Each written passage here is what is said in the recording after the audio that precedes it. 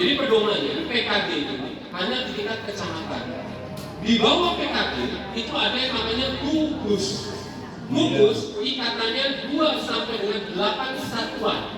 Jadi bukan desa, bukan kelurahan tingkatannya, tapi 2 sampai dengan saya taruh kagok 2 sampai dengan 8 satuan dapat dibentuk gugus. Sistem atau mekanisme gugus ada PAUD inti, ada PAUD imbas.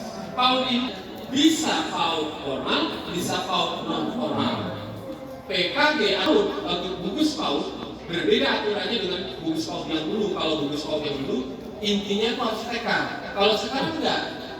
Jadi yang namanya gugus PAUD intinya itu ya silakan berdasarkan kesepakatan dan sebagainya ditetapkan sebagai PAUD inti. Jadi PAUD imbasnya bebas.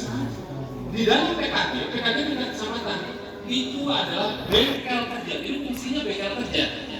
Di PKG itu yang memegang kendalinya adalah Bapak Ibu pengawas dan pendidik, mengikat kepada orang, tidak mengikat kepada organisasi profesi. Tidak ada hubungan PKG dengan organisasi profesi, hubungannya adalah independen. Tetapi PKG mengikat kepada orang anggota PKG. Itu catatannya. Jadi PKG itu mengikat kepada orang anggota PKG. Anggota PKG-nya. Ya.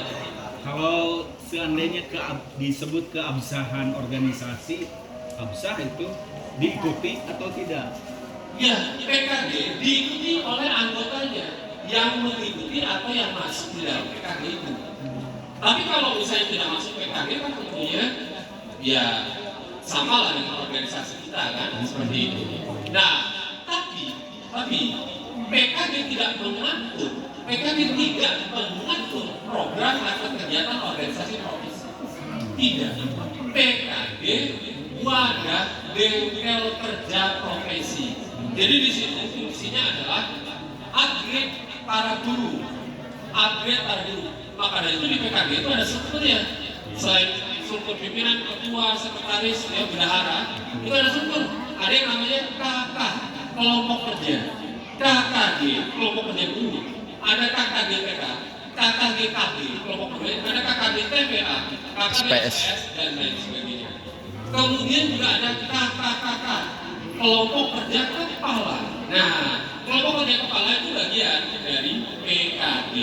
Jadi sekali lagi, PKG tidak mengikat organisasi profesi. Barang siapa yang menyatakan PKG adalah mengikat organisasi profesi tidak sesuai dengan pedoman PKG-nya. Silakan dibaca pedoman PKG. Seperti itu.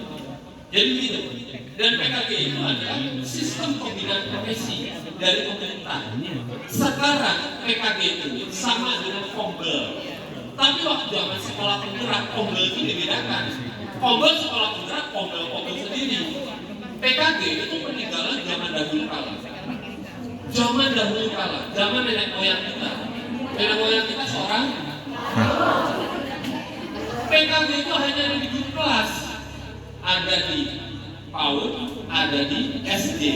Tapi begitu naik ke SMA, SMP tidak ada PKG, tapi ada MGMP, Musyawarah Guru Mata Pelajaran. Itu adalah instrumen pembinaan. Jadi di PKG itu ngurusnya apa? Ngurus bikin KSP, ayo orang bagerangan, YIR KSP, YIR RPP, YIR modul aja. Bagaimana yang namanya meningkatkan kapasitas guru, kompetensi pedagogik, kompetensi profesi itu seperti itu. Tapi kalau lomba, biarlah lomba diserahkan ke organisasi. Gak usah pakai lomba di PKG karena fungsi PKG adalah komunitas belajar meningkatkan kapasitas guru pendidik, baik pendidik formal maupun pendidik non formal. Masih tidak percaya? Baca dong.